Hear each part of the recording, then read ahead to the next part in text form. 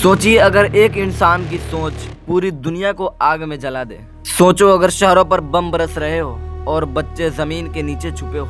एक तरफ ताकत का नशा हो और दूसरी तरफ लाखों बेगुनाह लोग। एक नाम जिसने पूरी दुनिया बदल दी, हिटलर। लेकिन सवाल ये है कि क्या ये सब रोका जा सकता था? और सबसे बड़ा सवाल, क्या तारीख फिर से खुद को दोहरा सकती है? ये कहानी है वर्ल्ड वॉर 2 की, जो आज भी हमें खबरदार करती है।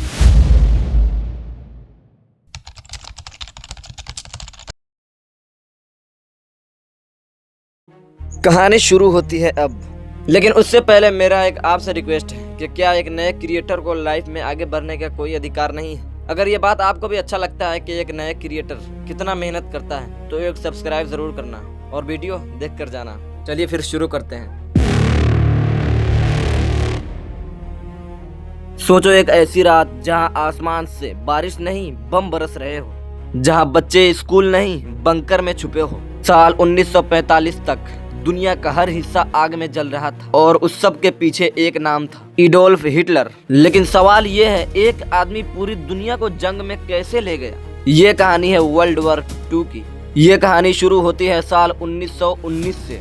जर्मनी जंग हार रहा था और उस पर बहुत सख्त नियम लगाई गई, भारी जुर्माना, फौज को बहुत छोटा कर दिया गया, जमीन छीन ली गई, लोग भूखे थे, बेरोजगार थे और सबसे बढ़कर बेइज्जती का एहसास। यही से पैदा हुआ एक जज्बा और उसी जज्बे को इस्तेमाल किया हिटलर ने।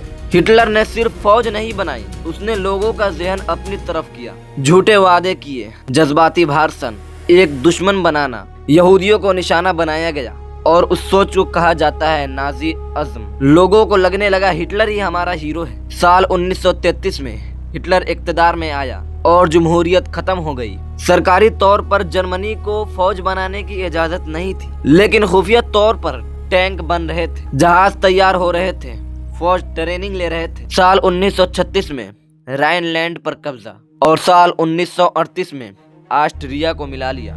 दुनिया देख रही थी लेकिन कोई रोक नहीं रहा था। यही सबसे बड़ी गलती थी। साल 1939 17 सितंबर जर्मनी ने पोलैंड पर हमला कर दिया। सिर्फ 2 दिन बाद बर्तानिया और फ्रांस जर्मनी के खिलाफ जंग का ऐलान कर दिया और यहाँ से दुनिया 2 हिस्सों में बट गई। जर्मनी का तरीका बहुत तेज और खतरनाक, तेज रफ्तार टैंक और मुसलसल फिजाई हमले। दुश्मन को संभलने तक का मौका नहीं मिला।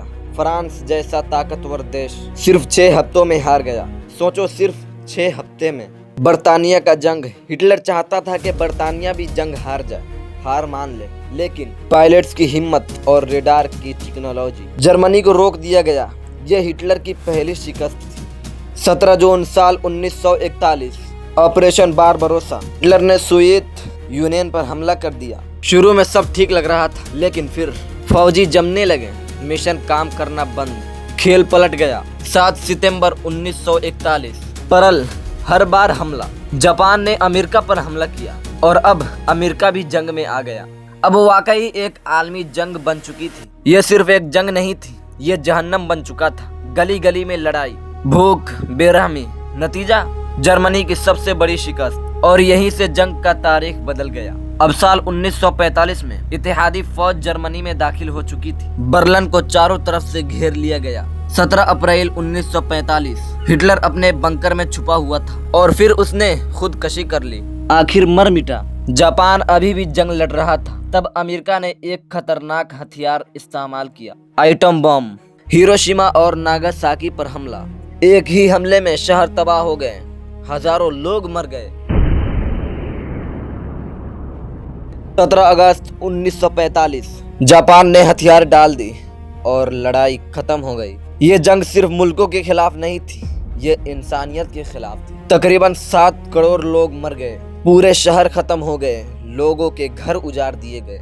और सवाल आज भी वही है कि क्या हमने उससे क्या सीखा? बर्लिन घेर लिया गया, हिटलर बंकर में छुप गया और फिर उसने खुदकुशी कर ली।